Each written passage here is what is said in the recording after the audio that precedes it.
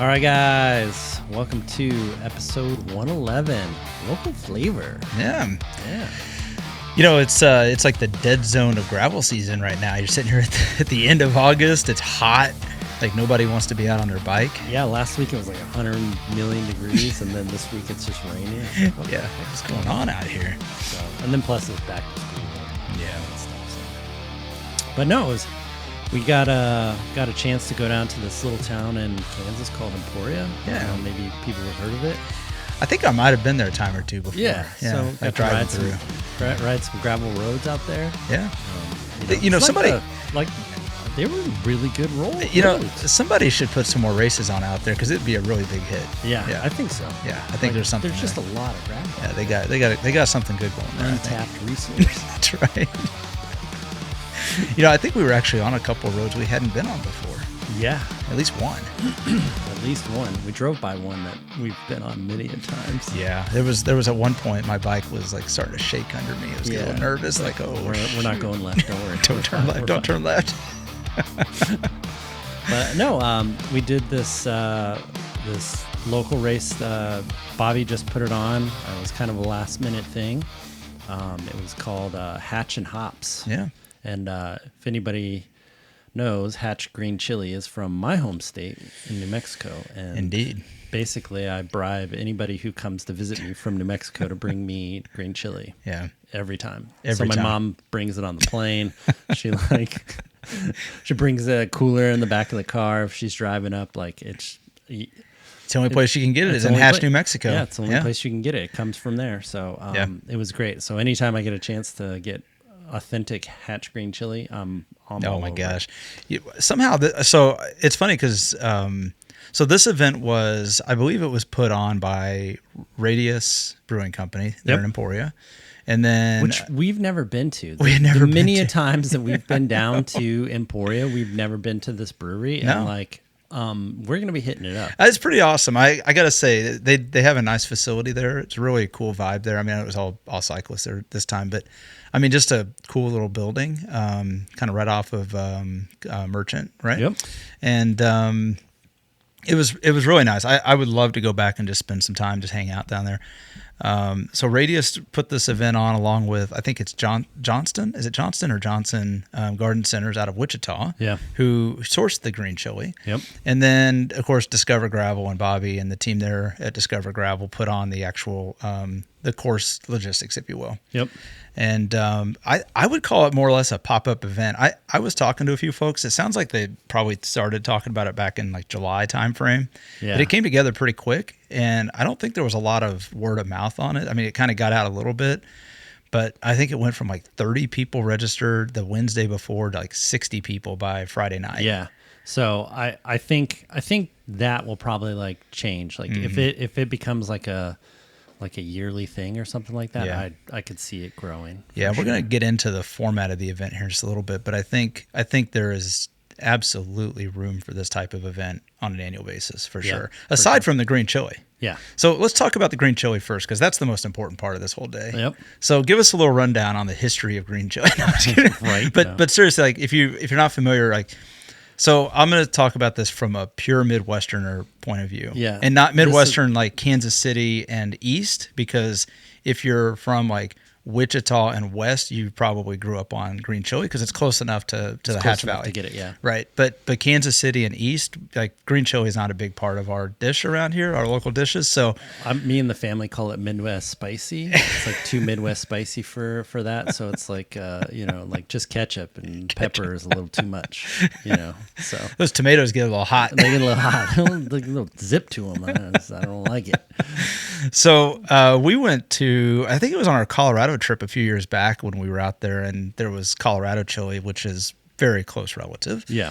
And but it's what I think hooked me was the pork green chili, which is just freaking phenomenal over like a breakfast burrito, or you can put it on anything. You just eat it with a spoon. It's good. It's so good. Yeah. So I got just completely addicted to it, and then just happenstance, my daughter plays lacrosse, or she did when she was in high school, and there was a tournament in the Phoenix area.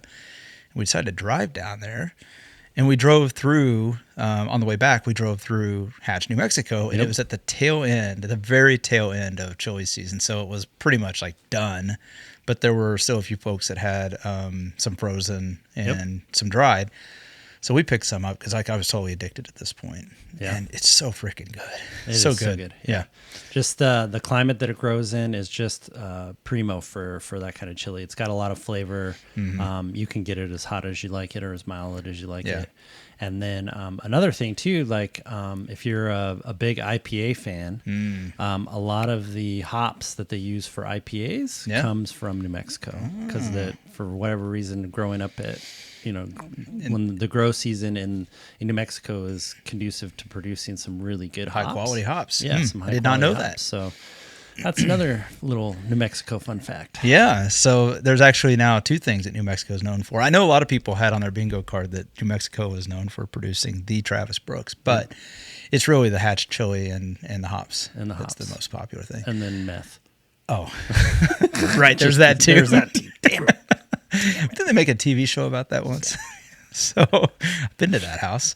Yeah, so anyway, that was right down the street from my house. Oh, that's so awesome. And the high school that he taught at, that was basically in my district. So that's so funny. It was very, very close. So funny. So so the whole hook on this thing was, believe it or not, the hook to get us down there was not the gravel ride. It was not. Yeah, if you can tell already, it wasn't the gravel roads or any of that stuff. I mean, like we always talk about, like we need to get down to Emporia a lot more. We need to get to Wichita more. And it's like, it always sounds good, but then the weekend gets here and it's like, oh, I don't feel like driving. I just need to get my ride in. I got too many things going on. So when there's an opportunity to get out of town and get to Emporia or Wichita or any of those areas, it doesn't take much to get us out of here. But when I saw that there was going to be fresh Hatch chili roasted on site. Yeah, roasted on site. I was like, Travis, we got to go. Yeah, like, it didn't take much to twist your arm. Are you going? Yeah. You going? Let's go. Yeah. So it came together for us just as quick as I think the race event did. We just decided like last week, like, let's just freaking go down there and let's just do it. So we scrambled together and decided to go. And we both signed up. Now, this is interesting because, like, you could sign up. The format was you sign up and it's the same price for either distance. Yeah. So, and I wasn't sure how this was all going to go down, but, like, I like that. First of all, I love the fact that this was thrown together. I know it was also for the money was being donated, but I cannot remember what it was being donated to. Yeah. But local cause. Oh, it was the sports program for Emporia. That's right. Yes, that's right. For high school sports. That's right. So always a good cause. And again, a chance to get down there and ride some more of the road. So we signed up for the 40. Just because I signed up for the 20. I'm just kidding. No, I did the 40 too. And so anyway, I was looking forward to it. And the format of the race was not a race. No, it was not a race. So the parking lot of this brewery was not conducive for like a finishing arch or 7-Up sprint or any of that. I mean, definitely not. It was right next to the train track. So like some people, when they were coming back in, they got stopped by the train. Yeah. And so it was good. So they went to like any of you guys that were like in your previous lives mountain bikers. It was like an enduro format. So basically, there's only time sections. Yeah. And so the race only counts in those time sections, and then everything else is just chill. You're just riding to the next section, and then you kind of duke it out, and then you group back up, and then you just kind of roll and go. So the 20-mile section had one kind of flat section, and then the 40-mile section had two. I think there was a climbing section and then that flat section that they went through. Yeah, the 20 and 40 used that same section of road. Yep. Yeah. So it was good. We started out. We were all riding together. Well, hang on. Hang on. We were not all riding together. Well, somebody in a it wasn't a Discover Gravel kit. What was it? It was somebody in the Emporia kit. Okay, took a flyer off the front. Okay, all right. So then I was like, hey, this was supposed to be a chill ride. This is supposed to be a chill ride. So I'm looking around. Like first of all, I lined up in the back. Like Travis and I both lined up in the back. We there was no reason to line up in the front. It was a chill ride, right? So I was hanging out in the back. And so naturally, because of the shape of the parking lot, everything kind of pinches between like where the parking lot gets narrow and the corner of the building.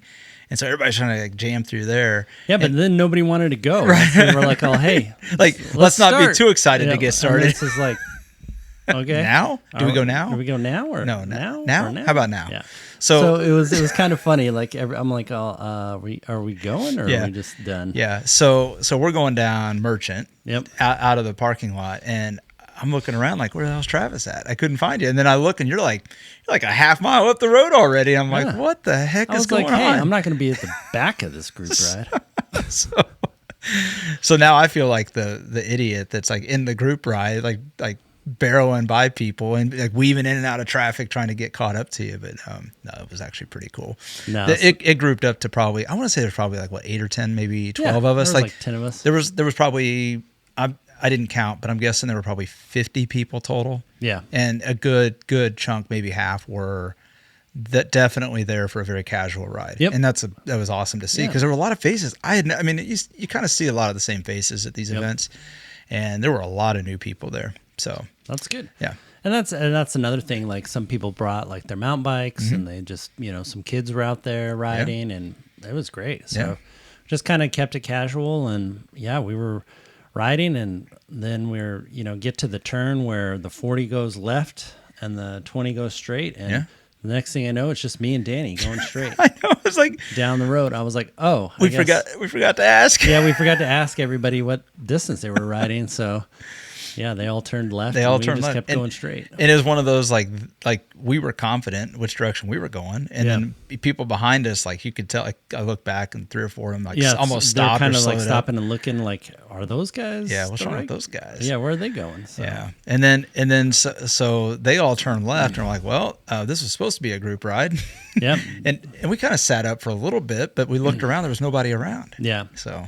Yeah, the last guy the guy that came in behind us, he basically said like he was like a mile and a half behind us, so like he would see us on the stretches. But when I would turn around and kind of look, I couldn't. I never saw him. And he had like a beige colored bike that just kind of blended right in. So, but anyways, so needless to say, we rode, and remember it was only 22 miles, and just for the record, we were gonna do the 40, but then we had to follow our own rule. Yeah. Remember, I think we made a pact like about 2 episodes ago or whatever after we did Farmhouse that if it wasn't an A event or B event, we're doing the shortest distance possible. For sure. Yeah. Yeah. Time to enjoy some of the short course stuff. Yeah. Yeah. I think we've earned it. And we kind of learned your trick, Bobby. You're really nice to the short course people. Yes. Because I saw the road that those guys turned left on the 40 miler. Yeah. That was an MMR. It wasn't, and then there was the yellow sign was right there. Yep. Minimum maintenance road straight ahead. And you're like, well, you guys have fun with that. Yep. I'm going to go on this nice polished gravel road right here. There was like maybe 2 ruts in the whole road. I was like, wow, this is really nice. I mean, and it was like dry. It was a little dusty, but dry, pristine gravel. It was amazing to ride on that gravel. Yep. It really was. Like if you could handpick gravel to ride on, I couldn't find something better than what we were on. Yeah. So I was like, man, this is like a perfect 20 mile. Hey, this is the kind of gravel everybody talks about when they talk about Emporia, Kansas. Yeah. Why the hell do they always send us on these gnarly, chopped up gravel roads with creeks that run through them? We could just be riding this stuff all the time. This is amazing. But no. I think the route it was a 22-mile route, and I think it had maybe 500 feet of elevation. I don't know. It was pretty low. It was pretty low. So it's pretty chill. It was pretty awesome. Yeah, it was really good. It was nice to make the short course. For sure. Pick. So yeah. Then we had to make sure we had to get back and get our hands on some chili. Yeah. So we got to that section, the time section. It was mile 16, I want to say, called the Green Mile, appropriately named. And we're leading into it, and I'm like, I'm thinking the time section is going to be like the one and only climb on this thing, and it was not. It was like perfectly flat. Yeah, it was super flat. Maybe a touchdown hill. It was definitely like a section that suited my abilities. Oh my gosh, did it? Yeah. Like the next thing I know, I'm like getting buried behind Travis, like a 350, 400 watt effort. And I didn't know, but going in, like I did no course recon, so I had no idea like how long the segment was, what terrain it was on. Nothing. I'm like, well, we're just going to figure it out as we go. And thankfully, Bobby put some signs out, or somebody did put some signs out the night before. And so we saw where it started. I had no idea where it ended, and didn't know it was called the Green Mile until after the race. Yeah. Or after the ride. So I'm just like holding on for dear life, because you just go into TT mode. Yep. And so I'm holding on for dear life, and I'm like, well, okay. And then you look back, and I think you thought you dropped me. Yeah. So I would look back, and I was like, I hope Danny's still there, because that would be great. And so I looked back, and because I didn't hear his bike, and I was like, oh, dude, I'm like, I guess it's just going to be me pushing this effort. Yeah. And I looked back, and it was you. And then so you come around and you give me like a little bit of a break, and then let's be honest, it's about 8 seconds of a break, and I don't punch much of a hole through the air. So. No, but it was enough to like we were finishing it out. So then I had a little bit of a reprieve, and then I could just jam the last little bit of it, Yeah. and then you saw the finish sign, and then you just hammered took it off. Yeah, hammered. I think I ended up beating you by a second, and that's probably just I was ahead of you, but I think it's just that Strava timing phenomena. But and so that was the only section that we jammed, and then the rest of it we kind of noodled it back in after that. Yeah. Because you only had 4 or 5 miles left roughly. So, but it was super super fun, super chill. I wish we had a few more people to ride with. Yeah. After the 40 milers dropped off, it got kind of like a normal Saturday afternoon ride, but it was so much fun.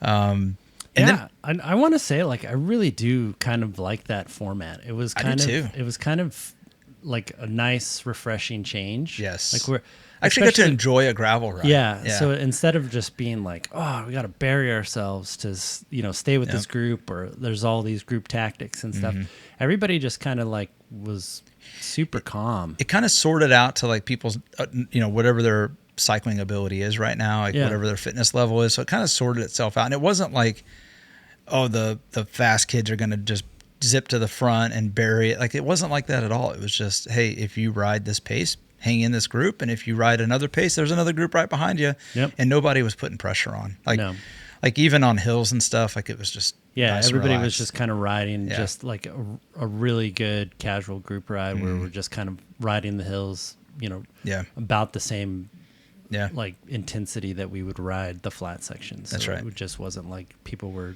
trying to make attacks right. and all this other stuff, or jockeying for position or any of that stuff. So it was good. Yeah, great time.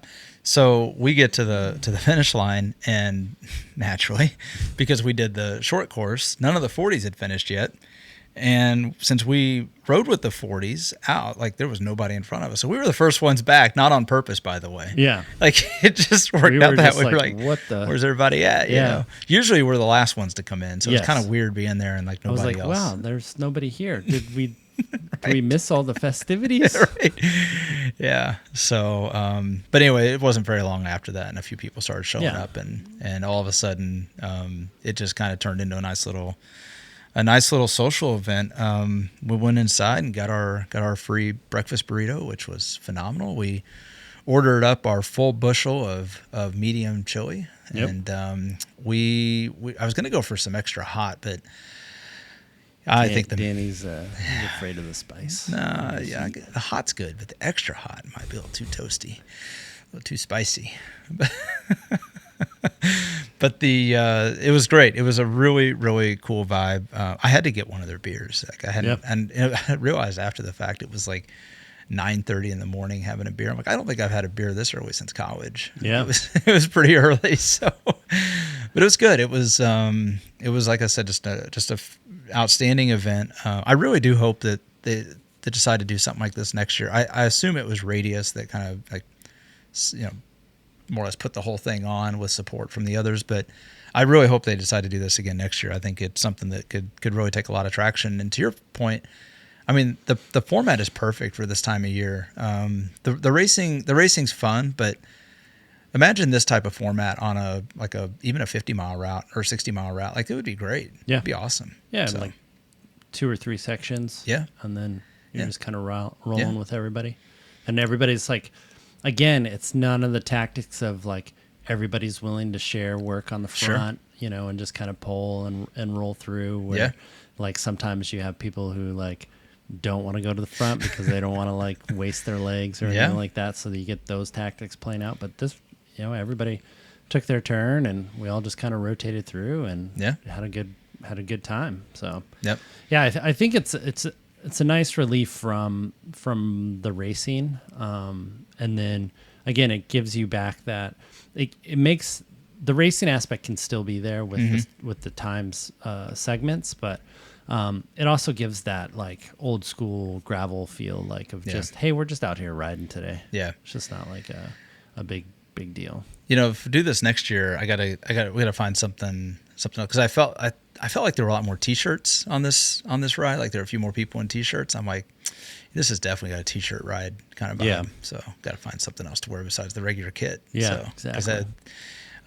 Set the tone right. But no, again, thanks to Radius and the Johnson Garden Center, and of course Discover Gravel for putting the event on. It was a great time and well worth the 2-hour drive down. Not even 2-hour drive down. I mean, a lot of times we would say, oh, you're going to drive 2 hours, ride 20 miles, but it was well worth every bit of it to go down there. So very, very happy we did that. So good. Yeah. What else you got? That's about it for gravel stuff. I know, right? That was the only big thing. And and then as soon as I got home, I started planning out what I'm going to make with chilies. So green chili stew, got some it's like green chili shrimp. Yeah, got some green chili enchiladas. Made some breakfast burritos. Yeah, the burritos are my favorite. Green chili hamburgers. Yeah. Those are good. That's another one is there's a local place not too far from your house that does this time of year they'll do green chili cheeseburgers with the hatch chili peppers, and man, it's so good. That is good. That does not help the weight loss goals. No, but it's okay. Not at all. Yeah. So cool. Yeah. Everything else, like everybody's getting ready for the last big Gravel Cup event. So got that coming up in a couple of weeks. Yeah, so I think this weekend and next weekend are gonna be some pretty big rides from people. Yeah, a little bit of panic training maybe. Nah, I just think you need to get the volume in. I think with the last bit of hot weather, not many people were planning on doing their 80, 100-mile ride on a 97-degree day. Yeah, so yeah, for sure. So I think this weekend and that stuff you'll start to see. Everybody putting in those long miles, and you can kind of gauge where everybody's fitness is at if you're watching like a hawk. Well, it's going to be fun to watch it for sure. See how everything unfolds. I mean, we'll probably do a little bit more of a preview as it gets a little closer, a few weeks out. But hard to believe that the Gravel Cup's already wrapping up here in 2-3 weeks now. So. Yeah.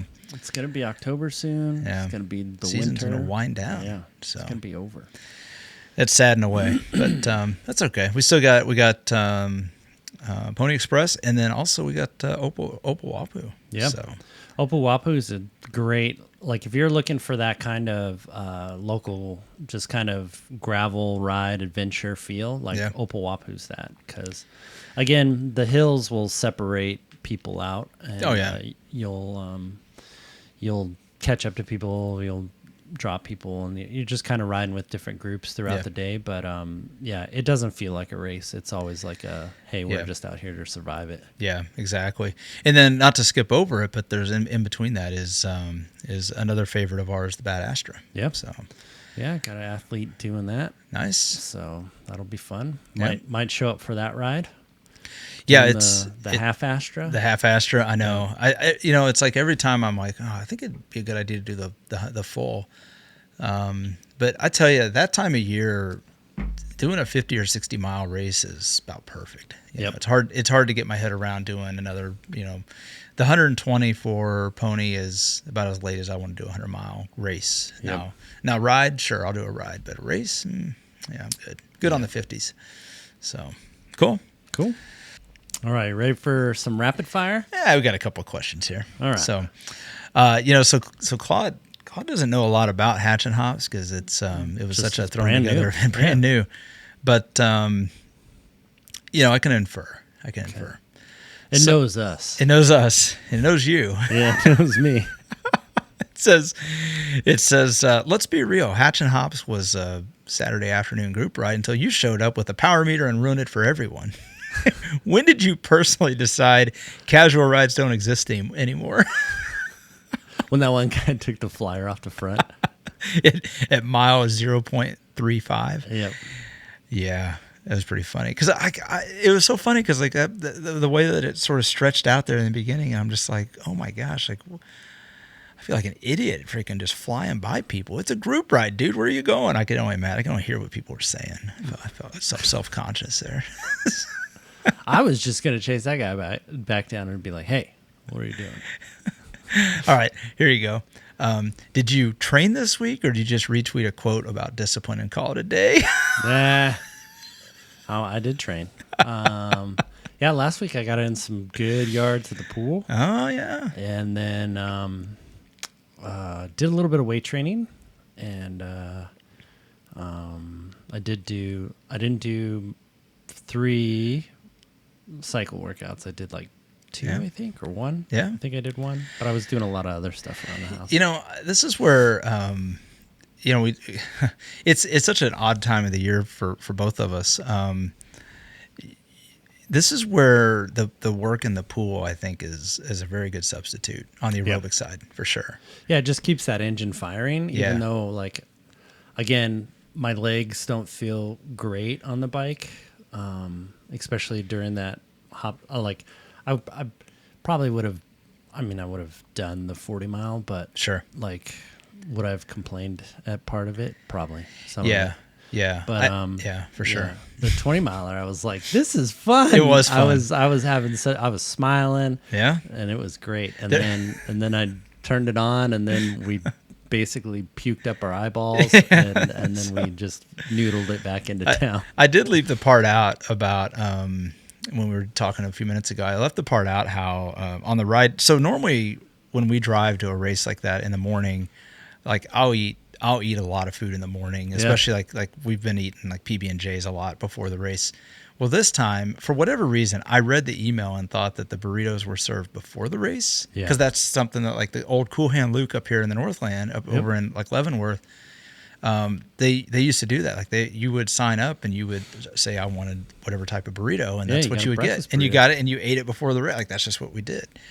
And so I just misread it. It wasn't. It's just me. And so I didn't eat much that morning. And then on the way down, I think I ate like a protein bar or something, just something to put a little something in the stomach until I got the burrito. And then we get there, I'm like, as I got to thinking about it, I'm like, gosh, somebody would have, like, poor soul that has to get up at 4:00 in the morning to make burritos for everybody. I feel bad. Right. And then I realized, no, there are no burritos until after the race. Yep. And then as we were kind of getting, poor soul can wake up at a normal time. That's right. And make breakfast burritos. That's right. So I started getting the bike ready, and I'm starting to feel lightheaded. Like I hadn't eaten anything, and I'm just like, oh, this might not be a good ride.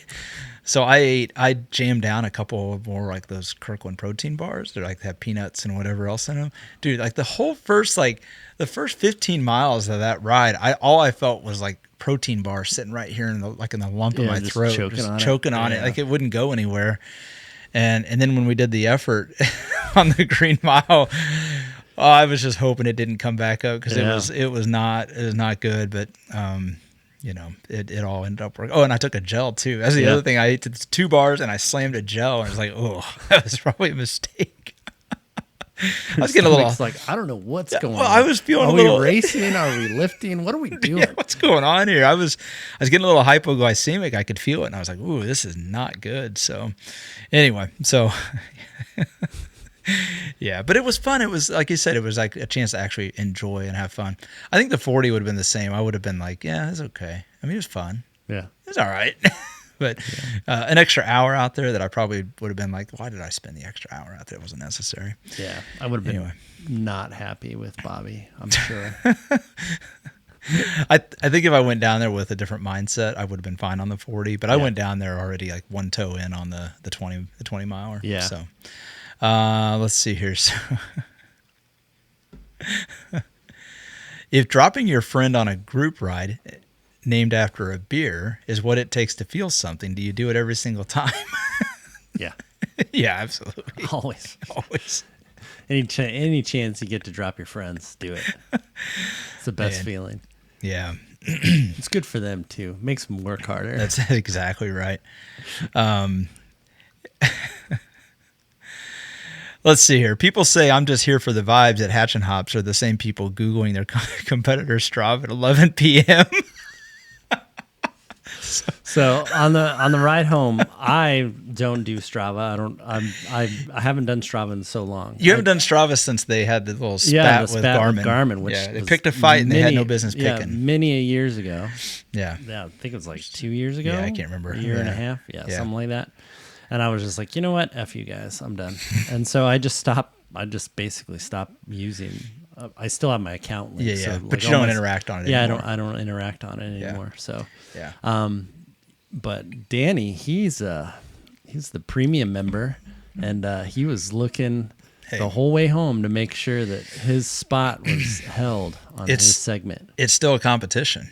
Yeah. But no, I mean we had first and second for a good part of the morning, and then I forget his last name, but his name is Travis also. Came in and beat us by like 5 seconds. I want to say 5 or 6 seconds, and good for him because I don't know if he had a group, if he was working with anybody, anything like that. But my guess is just looking at the other times, he didn't. He did that solo. Yeah, and he probably he knew it was coming. So yeah. I think he was able to roll into it pretty fast because we were just kind of noodling, and then I was like, oh, there's the sign. I think the sign's coming up. Yeah, like what's that in the cornfield? Exactly. But he beat us. And then I was like, man, I hope nobody else beats us. And so I was just, the whole ride home. Nobody beats you. I didn't really care about us. Well, I cared about. Don't put us in this. It was you. Well, I don't care. I cared on your behalf. Yeah. So, I mean, I was watching out for both of us because I'm a team player like that. The whole way home, he's like scrolling, refreshing, making sure. I'm a team player. You know, it was reminiscent of Dirty Disco when I sprint you at the finish line. Yeah. Whatever. Anyway, so let's see here. Somewhere out there, Travis is already planning next year's casual. Why is it naming you? It's naming you in all these. It knows me best. Travis is already planning next year's casual ride with the KOM leaderboard and a podium. Are you going to pretend you don't care, or are you already checking your FTP? All right. If there's another flat section, yeah, because that's the only chance I have at getting a KO. Yeah, at first I was like, well, is it a sprint segment? No, it's like a little past a mile, but it's definitely geared to a TT. And if you could sprint finish it, great, but it was definitely geared to a TT type. Yeah. As soon as I recognized where we were at and what it was, I was like, oh my gosh, this is. I could just feel. I could feel the pain in my legs before it happened. Yeah. Like I knew where this was going to go. And I was like, yeah. Travis was like licking his chops, and I'm back here just like, oh, why couldn't it just be a series of kickers I could just attack? Yep. But no. So I've been complaining a lot about my fitness this year, and here it comes, guys. Oh no, I felt great. Yeah. Other than because I was punching a big hole in there. Other than like the protein bars that were sitting here in my throat. Yeah. I felt phenomenal. With the new Aero Crux, whatever it is, 5 or whatever. Yeah, don't be hating on my Crux. Yeah. So I will say that Crux. So, all right, not to turn this into a podcast on the bike review, because maybe we'll do that another day.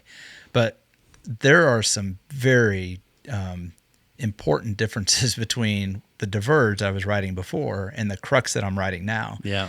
And all I'm going to say is that it's like I've been able to reach deeper into the power that I've probably always had, but like just the position on the bike, I feel so much more comfortable producing power now. Yeah. So, but that and my training has been a hell of a lot more consistent for the last 6 weeks than it ever was since Unbound. Yep. So like things have been coming around. When you started, yes, I was still dreading it, but you're right. You were punching a pretty good sized hole. like when you look back at me, I'm like, oh, like he wants Well, me yeah, to pull through. I was. So I put in like 400 watts to get around you. When we talked about it after the fact, he's like, I thought you wanted me to pull through. I was like, I didn't hear you anymore. So I thought I dropped you and I was going to ease up a little bit so you could get back into the draft. Yeah. I'm like, I'm more of the domestique rider. I'm not really out there for the podiums and stuff. Yeah. Dany's all about the podiums. Right. All the podiums on the Strava leaderboards. I do have a little fun with KOM segments, yeah. especially the local ones. Like there's one that's just, I'm really hoping next year I can have a chance to take it. Yeah, I think so. Yeah. Anyway, let's see here. What else is there? Anyone who attacks on a no-drop group ride is a bad person who probably also cuts people off in traffic. True or false? True. Absolutely. Yeah. Freaking jerks. I'll say it was a lot of fun riding with the 40 milers. I wish they had some of them had decided to do the 20 with us and ride with us. And they were just like, you know what, we're just gonna ride with these guys. Yeah. It was a good little group, and everybody was enjoying it, I think. So let's see here. Anything else here? You preach. It's just a group ride, man. Right up until somebody beats you. Then what happens to that Zen master persona? I get beat all the time. Are you kidding me? Like, just look at my standings on the Great Plains Gravel Cup, man. Oh my gosh, I have just basically tumbled backwards. Yeah. Well, like a stone. On that note, with Pony Express coming up, it's going to be fun to see. First of all, we're way out of any contention for even like a top whatever finish. Like we're probably in the bottom half. Say that, you don't know. Yeah, you don't know. You never know. And I'm not sweating it either way. I think at the beginning of the year there was like this part of me, I'm like, gosh, it'd be pretty nice to finish in the top 10, 15, something like that. Yeah, top 20. Top 20. I was like, top 20 would be sweet. Yeah. There's just been we talked to a few other folks about this, but there's just been a different mix of riders this year. Yep. So I'm not really worried about that goal so much, but I will say, is it too early to start looking forward to next year? No, I think, well, that's the other part too, is like come, September, that's usually about the time we start making the plans for next year. So, as the season starts to wind down, everything basically up until October is kind of locked in, all the training, all this other stuff. Yeah. So then you're like, okay, then my off season starts. Then my what am I going to do in the off season? Like, how long is it going to be? Like, what am I building? What am I working on?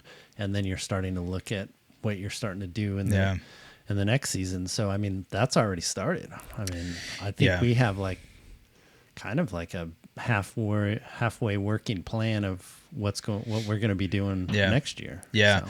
Yeah. I think, and my training it's so wild how I'm like, it's almost like I feel like I'm training for another A race in October, even though I'm really not, but I kind of am, I guess, with Opawapu, but it's not really an A race.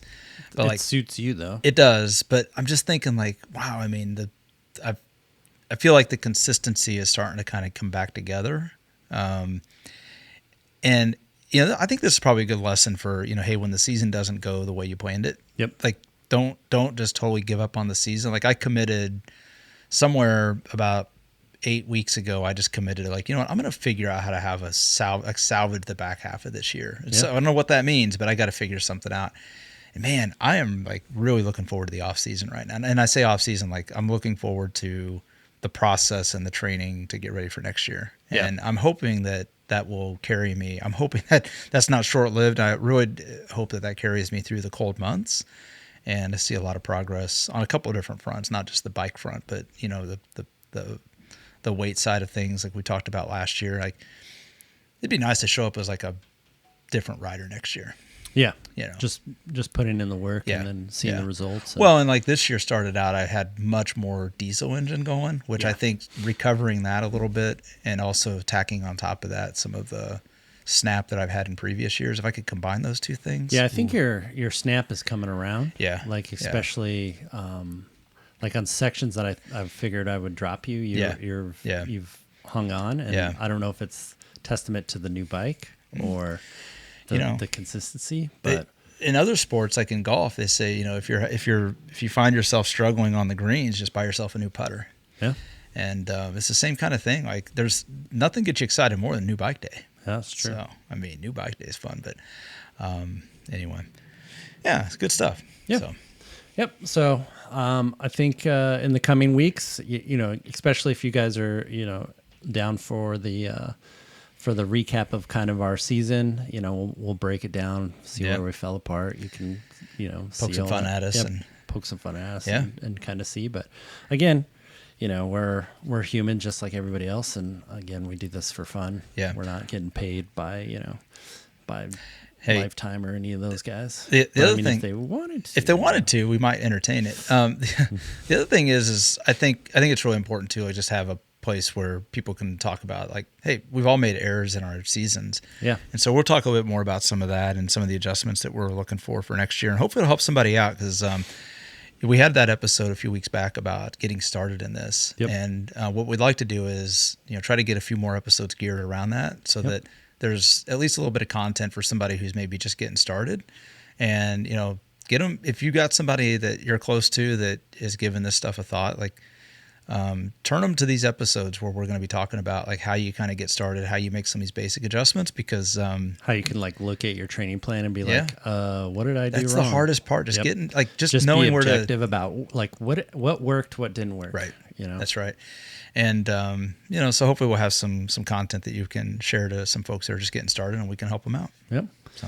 All right, guys. We'll talk to you guys next week. And thanks everybody for listening. Thanks for everybody who knew us when they came up and said hi.